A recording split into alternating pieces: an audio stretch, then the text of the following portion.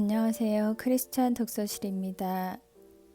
오늘은 손은규님의 청년의사 장기려 세 번째 시간입니다.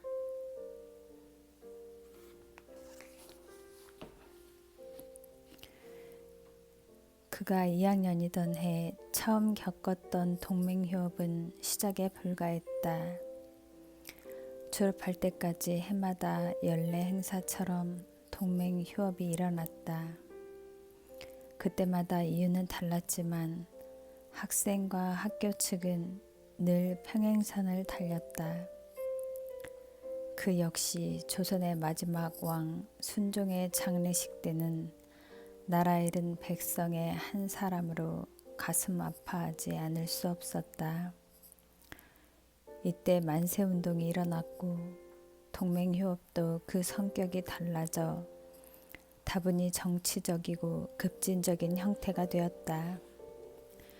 기어이 윤치호 선생은 교장직을 사임했고 몇몇 일본인 교사들도 학교에서 쫓겨났다. 학생들은 환호했지만 시간이 흐르면서 들뜬 분위기는 점차 가라앉았다. 석주명 선배는 원홍구 선생의 가르침을 착실히 받아들이고 있는 듯했다. 다른 친구들 역시 동맹휴업의 나날 속에서도 자신이 꿈꾸는 것들을 이루기 위해 노력하고 있다는 걸 알 수 있었다. 세례를 받은 뒤 그때까지의 게으른 생활을 청산하고 공부에 몰두하기는 했다. 성적은 나아졌으나 그는 여전히 무엇을 해야 할지, 무엇을 꿈꿔야 할지 결정할 수 없었다. 졸업을 앞둔 5학년이던 어느 날 박 의원이 그를 찾아왔다. 박 의원은 개성에 있는 경성제국 대학 부속 약초 시험장에 볼 일이 있어 왔다고 했다. 기련은 진료에 대해 심각하게 고민하고 있는 중이었다. 예전에는 국민교육을 통해 국민 개개인의 교양을 키우고 실력을 양성하자는 안창호의 교육 입군론에 마음이 기울어 있었다. 그래서 막연하게나마 교육자가 되어야겠다는 생각을 하고 있었다. 그러나 4학년이 된 뒤 그의 마음은 흔들리기 시작했다. 그의 말 석주명 선배는 일본의 가고시마 고등농림학교에 시험을 쳐 합격했다. 일본에서도 알아주는 농업 전문학교에 선배들 가운데 유일하게 합격하여 가게 된 것이다. 석주명 선배는 꿈을 이루기 위한 첫 걸음을 내딛었다. 다른 많은 선배들도 자신들의 꿈을 찾아 떠났다. 기련은 차라리 자신이 사범학교에 다녔더라면 어땠을까 생각했다. 그랬다면 교사라는 진로가 분명히 정해져 있으므로 이처럼 고민하지 않아도 되지 않았을까. 하지만 그는 고개를 저었다. 어떤 학교냐보다 무엇을 생각하고 무슨 꿈을 꾸느냐가 더 중요하다는 걸 모를 만큼 어리석은 그가 아니었다. 석주명 선배뿐만 아니라 뜻있는 선배들은 대개 모험을 찾아 떠났다. 안정된 직업이 보장된 학교, 출세가 보장된 학교에 갈 만큼 실력이 있는 선배들도 그러했다. 그들은 안정을 찾기보다 민족을 위해 자신이 무엇을 할 수 있는 것인가를 먼저 고려했다. 그런 선배들을 보니 선생질이나 해먹겠다고 마음 편하게 생각한 자신이 한심하게 여겨지기도 했다. 성경에 등장하는 성인들도 사실은 다 그런 모험가들이 아니었던가. 편하고 안정된 직장을 찾아 일신의 안락과 평안을 추구한 사람이 성경에 등장한 적이 있던가. 성인의 반열에 오른 적이 있던가. 오로지 믿음 하나만을 지닌 채 불투명한 미래로 성큼성큼 다가갔던 사람들이 아니었던가. 하지만 그는 자신에게 그런 모험을 기꺼이 받아들일 용기가 있는지 확신할 수 없었다. 일본으로, 만주로 더 나은 미래를 위해 기꺼이 방랑하고 투쟁하고 어떤 고통이라도 감내할 만큼 자신이 적극적이고 능동적인 사람이라고는 생각하지 않았다. 하지만 용기가 없다고 해서 생각조차 비겁한 건 아니었다. 선배들이 그런 선택을 한 이유는 교육 입국도 중요하지만 무엇보다 조선의 독립이 중요하다고 생각했기 때문이었다. 조선이 독립을 하려면 우선은 강해져야 했다. 강해지는 길은 여러 가지가 있지만 무엇보다 기술과 산업을 일으키는 게 중요했다. 장기래도 그때부터 안창호의 교육 입국론보다 이승훈과 조만식의 산업 입국론에 더 마음이 기울기 시작했다. 일본이 짧은 시간 안에 서양과 어깨를 겨룰 수 있을 만큼 성장한 것도, 조선을 집어삼킬 수 있었던 것도 모두 산업과 과학기술을 부흥시켰기 때문이라고 생각했다. 일본을 극복하기 위해서는 많은 조선인들이 산업과 과학기술 부흥에 몸을 던져야 한다라고 그는 생각했다. 한마디로 조선인은 근대적인 민족으로 거듭나야 한다고 믿었다. 그래서 4학년 말에 동급생 19명을 비롯해 5학년 선배 10대 명과 함께 여순공과대학에 응시했다. 합격하리라는 자신은 없었다. 여순공과대학은 조선과 만주에서 가장 유명한 대학 가운데 하나였고 그만큼 경쟁이 치열했다. 시험에 합격하는 조선 학생은 기껏해야 한 학교에서 한두 명 정도뿐이다. 그만큼 여순공과대학은 인류대학이었다. 하지만 그래서 더욱 도전해보고 싶은 대학이기도 했다. 그는 역사지리 수업 교재인 지도책을 펼쳐놓고 여순공과대학이 있는 곳을 짚어보았다. 랴오둥 반도 끄트머리 다롄에 속한 류순씨가 그의 집게 손가락 끝에 머물러 있었다. 그곳을 가려면 고향인 용천을 지나야 한다. 그래야 신우지를 지나 압록강을 건너 랴오둥 반도로 갈 수 있다. 마침내 그는 고향에 들러 여비를 마련한 뒤 다른 사람들과 합류해 류순으로 향했다. 돌아오는 길은 막막하기만 했다. 안중근 의사의 절규가 남아있는 류순 감옥을 보고도 감상에 잠길 여유조차 없었다.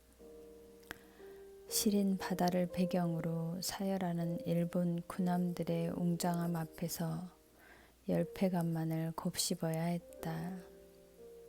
조선의 비참한 현실이 바로 자신 탓인 것만 같았다. 그는 다른 학생들과의 실력 차를, 아니 솔직하게 말하자면 일본 학생들과의 실력 차를 뼈저리게 느끼며 도망치듯 떠나와야 했다. 1차 시험에 합격하면 면접을 치르게 되지만 그는 면접에 응시할 수 없으리라는 걸 알고 있었다.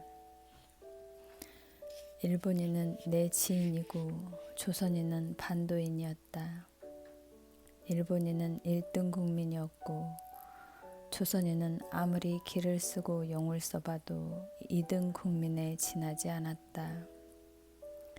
일본인들이 조선인을 가리켜 조센진이라고 하는 건 차라리 들어줄 만했다. 하지만 그들은 자기네끼리 조선인을 언급할 때에는 꼭 무코노 히토라고 불렀다. 우리말로 하자면 저것들쯤 되는 말이다. 고등교육의 기회도 조선인에게는 쉽게 오지 않았다.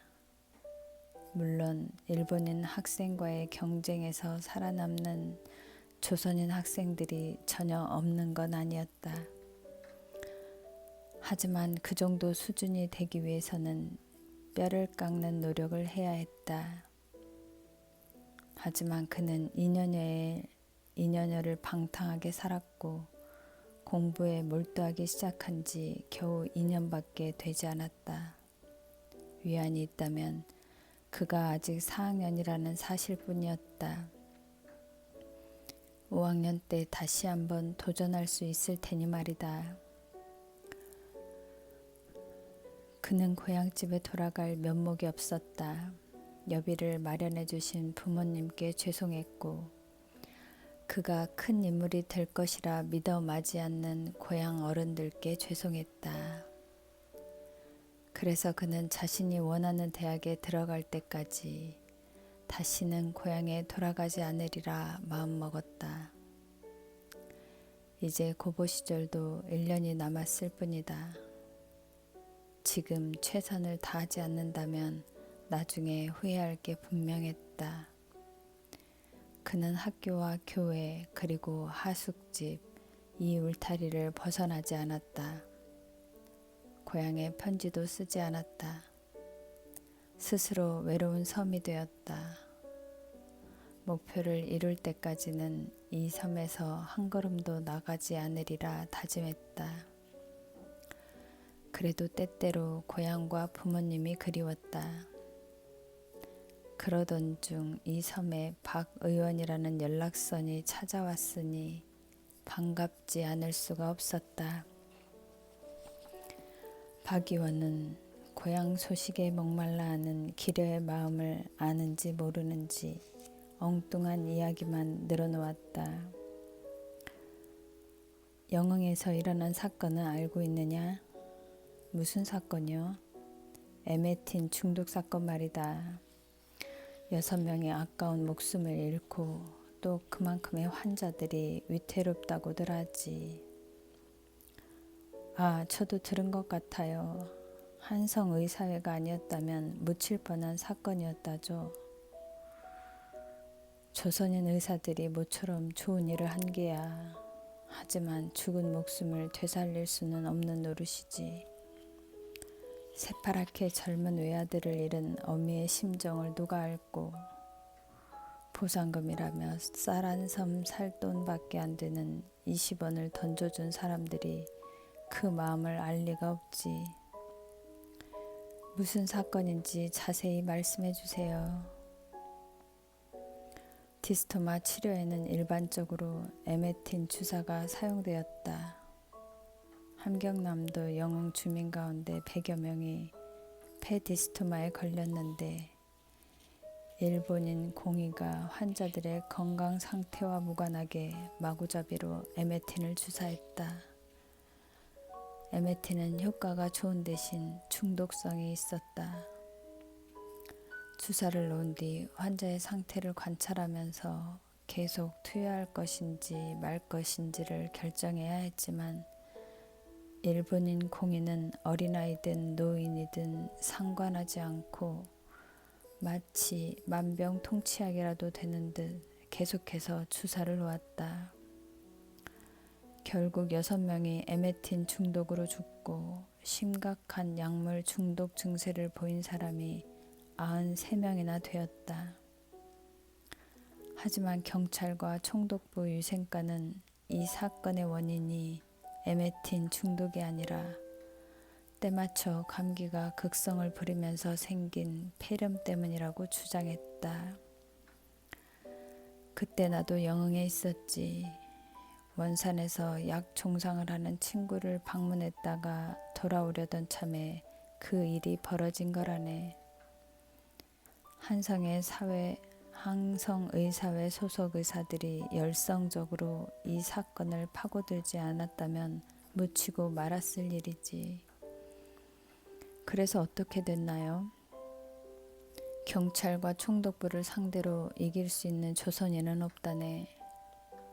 결국에는 일본인 공의를 해고하고 몇 푼의 보상금을 지급하는 것으로 끝나고야 말겠지.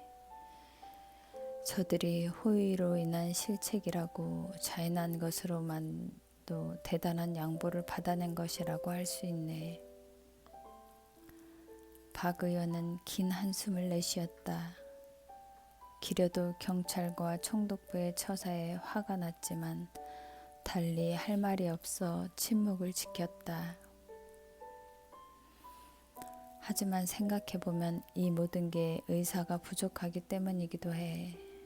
일본인들의 무도하며 어쩔 수 없는 일이지만 만약 그런 시골에도 조선인에게 애정을 지니고 진찰할 수 있는 조선인 의사가 있었다면 이번 사건은 일어나지 않았을 테니 말일세. 그는 조심스럽게 물었다. 거리에 널린 게 약종상이고 또 아저씨처럼 한의학에 종사하시는 분들이 많잖아요.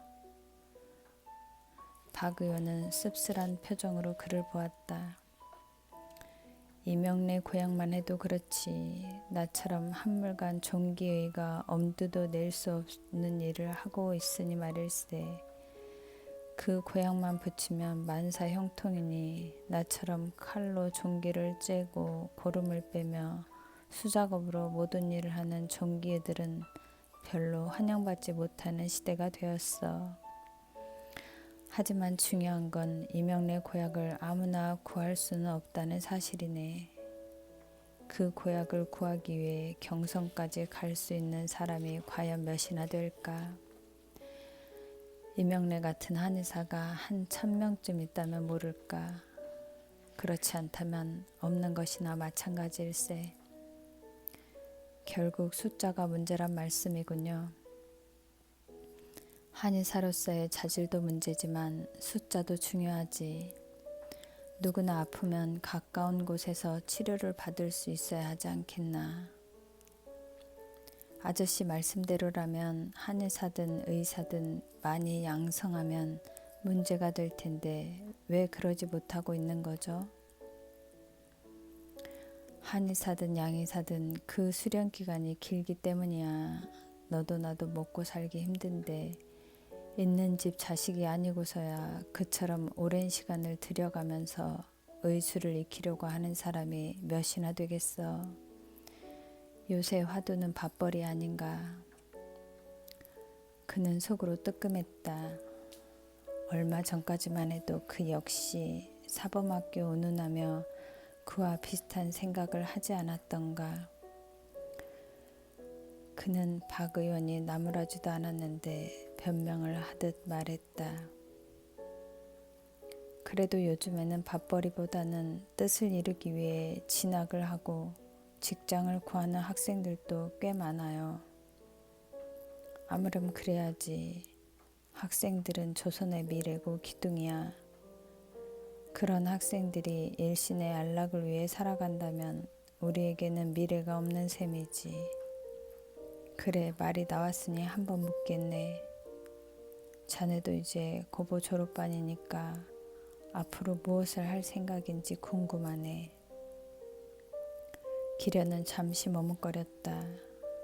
자신이 지난해 말 여순공과대학에 응시했다는 사실은 고향의 부모님과 가까운 친척들만 알고 있었다.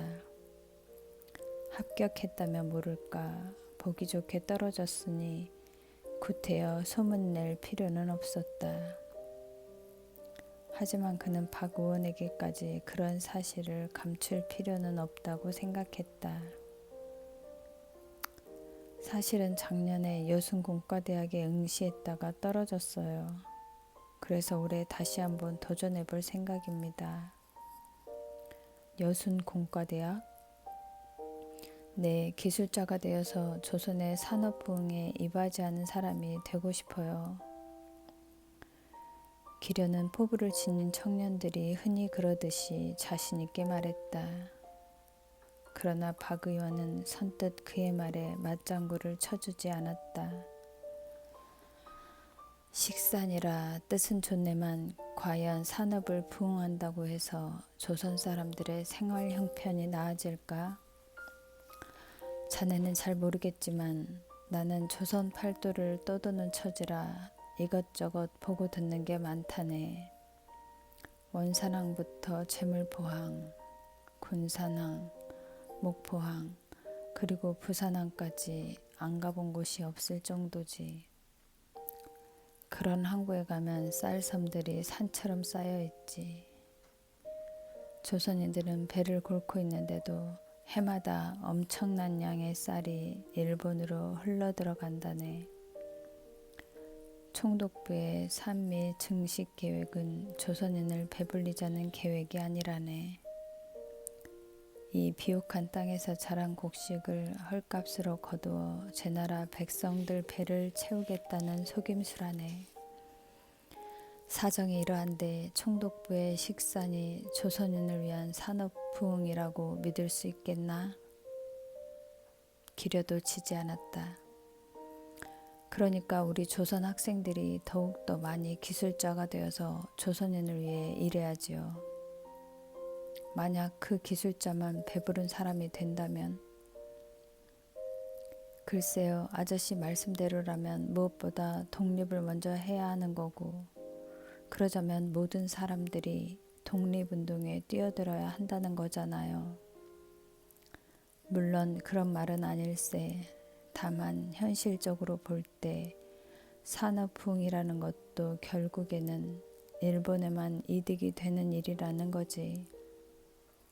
여순 공과대왕만 해도 그렇다네. 여순은 일본 최강의 함대가 있는 군항일세. 왜 그런 곳에 군항이 있겠나? 만주와 중국을 집어삼키기 위한 일본의 전초기지 아니겠나? 대학을 졸업해서 기술자가 된다 해도 결국에는 일본의 침략을 돕는 일에 종사하게 될 거네.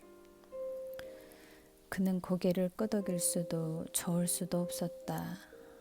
박 의원의 말을 수긍하기에는 자존심이 상했고, 그렇다고 마냥 부정하기에는 현실적으로 그리 틀릴 게 없는 말이었으니까 그는 박 의원과 논쟁하는 걸 포기했다. 아저씨, 그럼 어떤 뜻을 세우는 게 올바른 일일까요? 사람을 살리는 일에 뜻을 세워야지. 모호한 대답이었다. 사람을 살리는 일은 생각하기에 따라서는 어떤 일이든 가능하다는 말이기도 했고, 그 무엇으로도 가능하지 않다는 말이기도 했다. 하지만 박 의원은 더 이상 가타부타 설명하지 않았다. 마치 화두를 던져준 고승처럼 입가에 뜻을 알 수 없는 미소를 띠고 있을 뿐이었다. 박 의원은 찾아왔을 때부터 사라질 때도 바람 같았다. 그는 개성역까지 박 의원을 바래다 주었다. 박 의원은 개찰구를 나가기 전에 그에게 말했다. 자네 학업에 지장을 줄까봐 얘기하고 싶지 않았는데 이제 자네도 진로를 선택해야 하고 나이 17이면 다 큰 어른이나 마찬가지니 알고 있어야 할 것 같아 말하는 거네. 자네 집이 요즘 사정이 좋지 않아. 자네 아버지인 향유사 어른께서 고향의 땅을 팔아 구입한 김포의 땅이 수리조합에 넘어갔다네. 또 만주에 사놓으신 땅도 중국인들의 텃세 때문에 도저히 경작을 할 수가 없어 일본인에게 헐값으로 넘기셨다네. 풍비박산이라고 해도 과언이 아닐세. 그러니 자네라도 심지를 굳게 갖고 남은 학업을 잘 마치게나. 그게 자네 집안을 위해서 자네가 할 수 있는 최선일 테니. 박 의원을 배웅하고 하숙집으로 돌아오는 길에 그는 레코드 가게에서 나오는 노랫소리를 들었다. 사의 찬미였다. 그와 같은 또래의 학생들을 올려놓은 노래였다. 자살이 유행처럼 퍼지던 때이기도 했다. 그는 울적했다. 박 의원이 생각보다 일찍 떠난 것도 아쉬웠고 고향집이 그렇게 어려운 사정인 걸 여태 모르고 있었다는 것도 가슴 아팠다. 그럼에도 불구하고 아버지는 예전과 똑같은 용돈을 보내주고 계시지 않았던가. 집안의 어려운 사정을 타향해서 공부하는 아들에게 알리고 싶지 않았던 것이리라. 한편으로는 홀가분한 심정이기도 했다. 그의 집안은 고향에서 지주의 땅을 관리해주는 마름으로 지부한 집안이었다. 소작인들의 입장에서 보자면 지주라는 착취자에게 빌어붙은 또 다른 착취자에 불과했다. 그래서 그의 가슴 속에는 자신의 집안이 남들보다 부유하다는 게 썩 자랑스럽지는 않았다. 어쩌면 이것도 하늘의 시험인지도 모른다. 할머니가 남들에게 베푸는 일에 인색하기는커녕 오히려 적극적으로 나섰던 것도 그런 원죄의식을 지니고 있었기 때문인지도 모른다. 차라리 잘된 일인지도 모른다. 그렇게 생각하자 무거웠던 마음이 조금은 홀가분해졌다. 이제 나도 남들과 다른 게 없다. 이제 시작일 뿐이다. 그는 입술을 깨물었다. 새벽에 잠들어 새벽에 깨어났다. 잠을 잘 때가 아니면 등을 바닥에 대지 않았다. 깨어 있어야 할 시간에 졸음이 밀려오면 입술을 깨물었다. 그 탓에 그의 입술은 늘 동상에 걸린 것처럼 새파랗게 멍들어 있었다. 학교 친구들은 낯빛이 창백해져가는 그를 걱정스러운 눈빛으로 지켜보았다. 그동안 테니스를 치며 체력을 길러온 덕분에 쉽게 쓰러지지 않았다는 게 다행이라면 다행이었다. 정신이 아득해질 때마다 찬물로 세수를 한 탓에 그의 얼굴은 까칠해져 갔다. 영양 부족과 수면 부족으로 손톱에 거스러미가 일어났고 코피를 흘린 것도 한두 번이 아니었다. 지난 4년 동안에 어느 때보다 더욱 열심히 공부했지만 하루아침에 눈부시게 실력이 나아질 수는 없었다. 반에서 15등이었던가 그가 여름바랑을 앞두었을 때는 7등으로 성적이 껑충 뛰어올랐다. 하지만 그는 만족할 수 없었다. 지난해 여순 공과대학에서의 치욕을 되풀이하고 싶지 않았다. 지금 실력으로도 턱없이 부족했다. 여름은 고보 5학년생에게는 잔인한 계절이다. 더위를 피해 산으로 바다로 떠나는 사람들을 속절없이 지켜봐야 했다. 한가로이 과수원의 원두막에 누워 수박을 갈라 먹을 수도 없었고 참외서리를 다닐 수도 없었다. 게다가 한여름에 떼약볕은 싱싱한 청년들마저 금세 녹초로 만들었다. 나무 그늘 속에 있어도 후덥지근한 바람을 피할 수 없었고 밤이 되어 조금 선선해졌다 싶으면 벼룩 빈대는 물론이거니와 제철을 맞아 기세 등등한 무기 때문에 공부에 집중할 수가 없었다. 방학을 맞아 텅 빈 학교를 찾는 학생은 5학년들 뿐이었다. 기려도 날마다 학교에 갔다.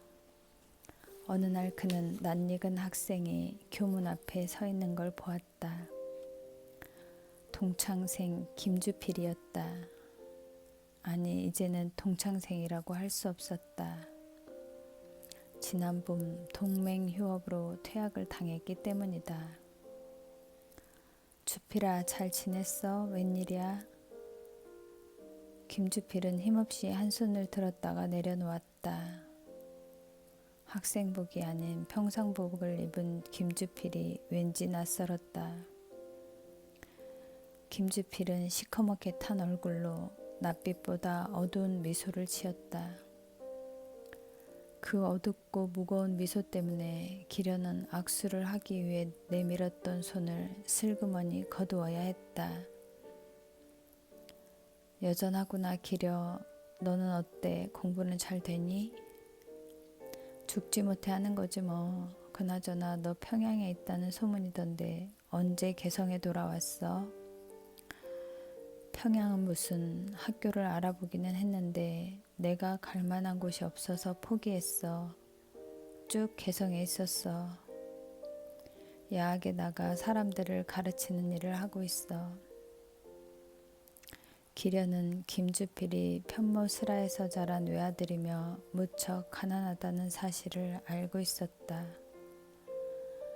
머리가 명석해서 장학생으로 다녔는데 4년을 잘 견디다가 결국 지난 봄 동맹휴업을 주도했다는 이유로 퇴학을 당했다. 그는 김주필에게 연민을 느꼈다. 아니, 솔직히 말하자면 마치 죄를 지은 듯한 기분이 들었다.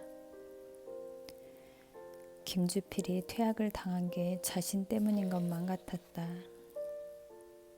결국 동맹휴업을 주동한 것도 모두 자신과 같은 동료 학생들을 위해서가 아니었던가. 하지만 결과적으로 기련은 멀쩡하게 학교를 다니고 있었고 김주필은 퇴학을 당했다. 이렇게 될 줄 알면서도 동맹휴업에 뛰어든 김주필이 가엾기도 했지만 그런 용기를 지녔다는 점 앞에서는 고개를 숙이지 않을 수 없었다. 기련은 뒤늦게 김주필의 어깨에 걸린 바랑을 알아보았다. 기련가 눈길로 자신의 바랑을 더듬자 김주필이 변명을 하듯 말했다. 사실은 어머니가 몸이 좀 아프셔. 어머니 병에 좋다는 약초가 송악산에 많다기에 약초 캐러 왔다 돌아가는 길에 그냥 한번 들러본 거야. 기련은 김주필이 약초를 구하러 다니기 시작한 게 어제 오늘 일이 아니라는 걸 깨달았다. 김주필이 무의식적으로 감추려 하는 손등에는 핥힌 자국이 여럿이었다. 이미 아물어가는 상처와 방금 생긴 듯한 상처까지. 게다가 하얗고 곱던 얼굴마저 머슴처럼 새까맣게 타버릴 정도니 그동안 김주필이 많은 고생을 겪었다는 걸 짐작할 수 있었다. 많이 편찮으시니? 김주필은 보일락말락 고개를 끄덕였다. 나아질 기미가 안 보여. 병명이 뭔지도 몰라. 병원에는 모시고 가봤어? 김주필은 대답하지 않았다. 기련은 이해할 수 없었다. 아무리 가난하다 해도 어머니가 편찮으신데 병원에 한 번쯤은 모시고 가는 게 당연한 일 아닌가. 나도 하숙집으로 돌아가는 길인데 너희 집에 들릴까? 어머님이 편찮으신데 문병이라도 해야겠다. 김주필은 내키지 않는 듯 망설였으나 기려가 채근하자 마지못한 듯 고개를 끄덕였다. 김주필의 발걸음은 위태위태했다. 며칠 동안 굶은 사람처럼 기운이 없어 보였다. 산속을 헤집고 다녔으니 그럴 만도 했다. 기련은 자신의 주머니 사정을 머릿속으로 떠올려 보았다. 며칠 전 고향에서 보내준 우편안을 돈으로 받고 하숙비를 치르고 남은 돈이 조금 있었다. 문병을 간다면서 빈손으로 갈 수는 없었다. 그는 길가에 내놓고 파는 참외 4알과 조랭이 떡을 샀다. 참외는 김주필의 어머니께 드리고 조랭이 떡은 함께 나눠 먹을 생각이었다. 그가 조랭이 떡을 건네자 김주필이 괜찮다며 손사래를 쳤다. 이거 너랑 함께 먹으려고 산 거야. 김주필은 고맙다고 말한 뒤 조랭이 떡을 맛있게 먹었다. 허기를 채우자 조금 힘이 난 듯 김주필이 그에게 물었다. 기려, 앞으로의 진로는 생각해 봤어? 참, 너 작년에 여순 공과대학에 응시했다가 낙방한 적이 있으니 올해 다시 응시하겠구나. 기려는 고개를 저었다. 잘 모르겠어. 요즘에는 의학을 공부하는 것도 좋지 않을까 싶어. 의학? 그래, 의사가 되는 것도 멋진 일이겠지. 그런데 왜? 할머니가 계셨는데 어떤 의사도 손수 보지 못한 채 돌아가셨어. 그것도 무려 이태 동안 힘겹게 투병을 하시다가 돌아가셨지. 요즘에 할머니 생각이 자주 나거든. 만약 의사가 된다면 할머니처럼 고통받는 분들을 위해 일해보고 싶어. 그럼 미리 한 가지 부탁하자. 의사가 되면 우리 어머니부터 봐주겠다고. 그와 김주필은 동시에 웃었다. 하지만 웃음 끝에 기려는 자신의 처지를 되돌아보지 않을 수 없었다. 시간이 지날수록 초조해졌다. 이 실력으로는 아직 부족했다. 그는 실제로 마음속으로 의과대학을 염두에 두고 있었다. 박 의원의 말 때문만은 아니었다. 무엇보다 지금은 생존이 중요한 시기다. 살아있어야 독립도 할 수 있고 민족을 위해 무슨 일이든 할 수 있지 않겠는가. 그들은 웅계천을 따라 내려가다 남대문을 지나 초가집들이 다닥다닥 붙어있는 마을로 들어섰다. 그곳 역시 기려의 하숙집이 있는 곳과 마찬가지로 가난한 사람들이 모여 사는 마을이었다. 곳곳에 담장이 허물어져 있었고 폐가처럼 음산한 분위기의 집들이 많았다. 동네가 조금 을신년스럽네. 왜 이런 거야? 기려가 묻자 김주필은 이태전 을충년 대홍수의 흔적이라고 했다. 여태 저렇게 놔둔 거야? 아니, 그때 전염병이 생겨서 사람들이 많이 죽었거든. 그래서 아예 사람이 살지 않는 집도 있고 그런 집들은 누구도 들어가서 살려고 하지 않으니까 빈집이 되어버린 거지. 사람의 손을 타지 않으면 제 아무리 벽돌집이라고 해도 저절로 무너지기 마련이니까. 나는 여기서 태어나고 여기서 자랐기 때문에 저 빈집들에 원래 누가 살았는지 잘 알고 있어. 김주필의 눈길은 이제 그곳에 없는 사람들을 추억하는 듯 빈집들을 더듬고 있었다. 세월 앞에 장사 없다잖아. 기려도 이태전 홍수를 잘 알고 있었다. 그 해에 모두 4차례에 걸쳐 조선 전역에 엄청난 비가 쏟아졌다. 홍수는 총독부 1년 예산의 절반에 해당하는 피해를 낸 뒤에야 지나갔다. 하지만 그때 기려는 고향인 용천에 내려가 머물고 있었던 터라 그가 개성에 돌아왔을 때는 수마가 핥히고 간 상처가 흔적으로만 남아 있었다. 그래서 여태 을충년 대홍수를 피부로 느끼지는 못하고 있었다. 사실 우리 집도 그때 많은 피해를 입었어. 내가 고친다고 애를 썼지만 무너진 담을 모두 새로 쌓지는 못했어. 쌓아도 곧 허물어져 버리긴 하지만. 김주필은 자신의 집을 보고 놀라지 말라는 듯 이렇게 말했다. 마을은 호락했지만 골목길은 정갈했다. 굴러다니는 돌멩이 하나 없었고 담장 아래 잡초도 한 폭이 없었다.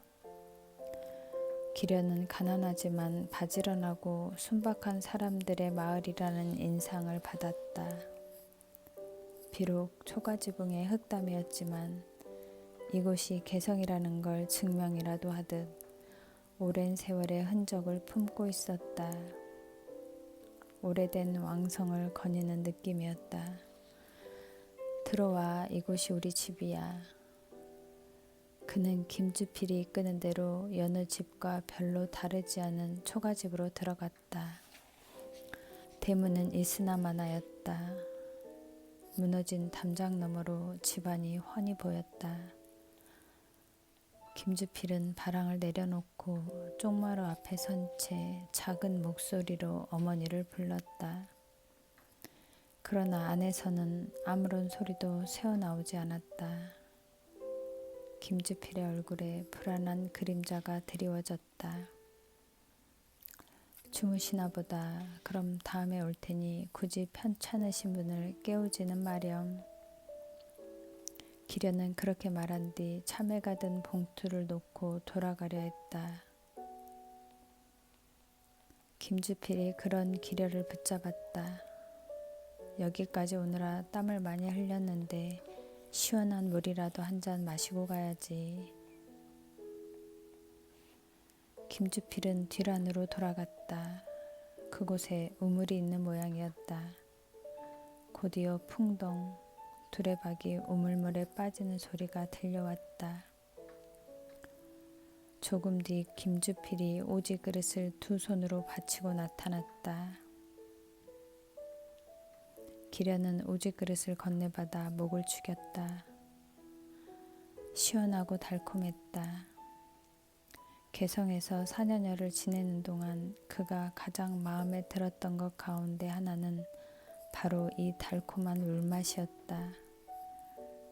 개성 약수는 조선에서도 알아주는 명물이었으니까.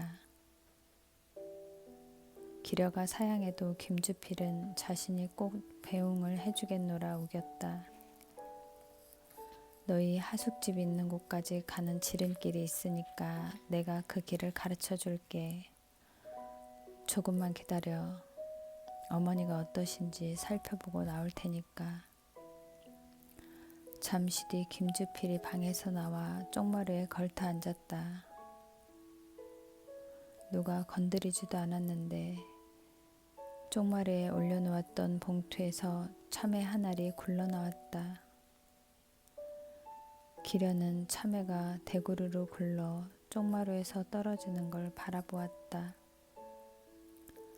참외는 기려의 발치에서 멈췄다.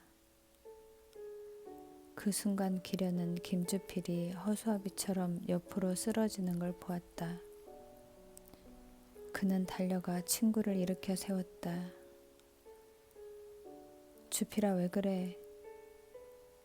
그는 우직그릇에 남아있던 물을 한 모금 머금었다가 김주필의 얼굴에 뿌렸다. 김주필은 간신히 눈을 뜨고 흐느끼는 듯한 목소리로 말했다. 어머니가. 기련은 방문을 열었다. 지린내가 코끝에 확 끼쳐왔다. 맞은편 봉창에서 햇살이 비치고 있어 방 안은 그리 어둡지 않았다. 방 한가운데 혼이불을 덮고 누워있는 김주필의 어머니를 볼 수 있었다. 그 위로 시파리들이 웅웅 소리를 내며 날아다니고 있었다. 기련은 알 수 있었다. 방문을 열고 안을 들여다본 순간 낯익은 공포가 그를 사로잡았기 때문이다. 오래전 할머니가 임종을 맞이했던 병실에서 느꼈던 전율, 바로 그것이었다. 김주필은 넋나간 사람처럼 내뱉었다. 어머니가 눈을 뜨지 않으셔. 눈을. 옷가지 하나 걸려있지 않은 가구 하나 없는 방이었다. 아마도 오래전 옷과 가구는 전당포에 잡히거나 내다 팔았으리라. 김주필은 이성을 잃은 듯했다. 갑자기 벌떡 일어나더니 의원을 모시러 가야겠다며 나가는 게 아닌가. 하지만 기려가 보기에 김주필의 어머니는 숨을 거둔 지 오래였다. 어쩌면 오늘 돌아가신 게 아니라 이미 며칠 전에 돌아가신 건지도 모른다. 김주필은 그 사실을 인정할 수 없어 저렇게 약초를 구하겠노라 돌아다녔던 건지도 모른다. 그가 김주필을 붙잡을 필요는 없었다. 김주필은 대문에서 몸을 돌려 되돌아왔다. 그리고 다시 쪽마루에 앉아 두 손으로 얼굴을 감쌌다. 매번 이랬어. 아무도 와주지 않았어. 의원들은 우리 마을처럼 가난한 마을에는, 우리 집처럼 가난한 집에는 오지 않아. 내 아버지도 내 동생들도 의원의 코빼기 한번 보지 못하고 죽었어. 나도 그렇게 죽고 말겠지. 기려는 김주필과 가까웠던 친구 몇 명에게 연락을 했다. 장례를 치르는 동안에도 김주필은 넉나간 사람처럼 멍하니 앉아있을 뿐이었다. 미래에 대한 불안이 끈적끈적하게 들러붙어 있는 한여름이었다. 장례를 마치고 친구들이 김주필을 위해 몇 푼의 돈을 모아주었다. 김주필이 만주로 떠나겠다고 했기 때문이었다. 떠나기 전 김주필은 기려에게 이렇게 말했다. 그는 김주필의 핏발선 눈을 똑바로 보고 있기조차 힘들었다. 기려야 고맙다. 이 은혜는 평생 잊지 않으마. 너 의사가 되고 싶다고 했지? 그렇게 되기를 나도 빌어주마. 넌 좋은 의사가 될 수 있을 거야. 대신 한 가지만 나와 약속하자. 기려는 침을 꿀꺽 삼켰다. 가난한 사람들을 모른 척하지 않겠다고. 기려는 고개를 끄덕였다. 김주필은 그의 어깨를 두드리고 한번 힘차게 포옹을 했다. 그리고 개성을 떠났다. 어쩌면 김주필은 먼 훗날 독립운동가로 이름을 날리게 될지도 모른다. 아니면 마적단이 될지도 모른다. 무엇이 되든 김주필의 운명의 지침을 돌려놓은 건 바로 지금 이 순간의 경험일 것이다. 시간은 흐르고 대학 입학시험 날짜는 코앞으로 다가왔다. 진인사 대천명이다. 자신이 할 수 있는 모든 것을 했으므로 이제는 운명이 그를 어디로 이끌어줄지 기다리는 일만 남았다. 그리고 그는 하숙방에 무릎을 꿇고 앉아 기도를 했다. 기도를 하기 전에 그는 잠시 생각했다.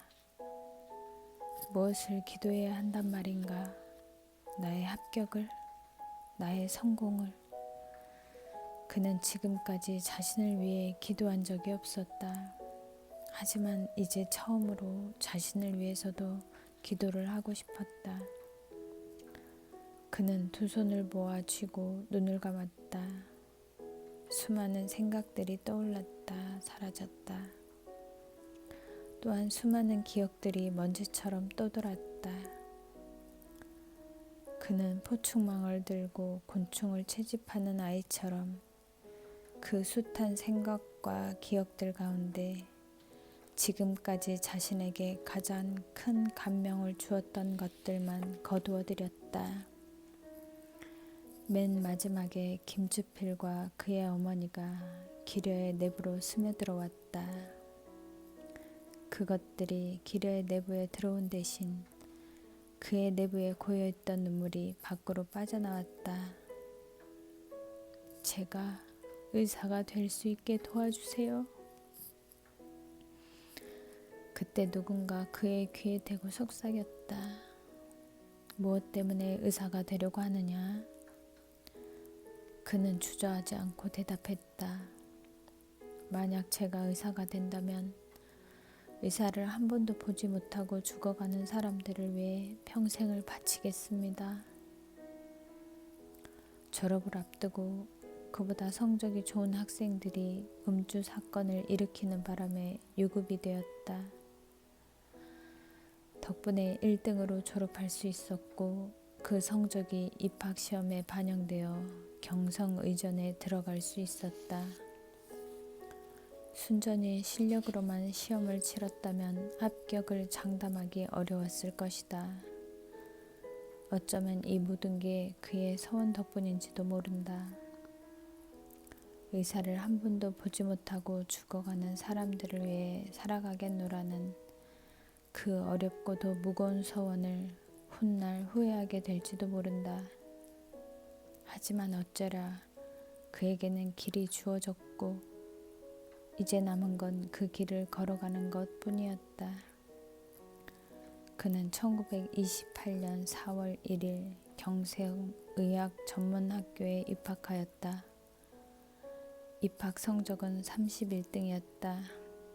그러나 2학년은 4등으로, 3학년은 2등으로, 4학년은 1등으로, 마지막으로 전 학년 성적을 합산하여 졸업할 때는 2등으로 학업을 마쳤다. 그 세월 동안 그는 오직 공부밖에 모르는 사람이었다. 감사합니다.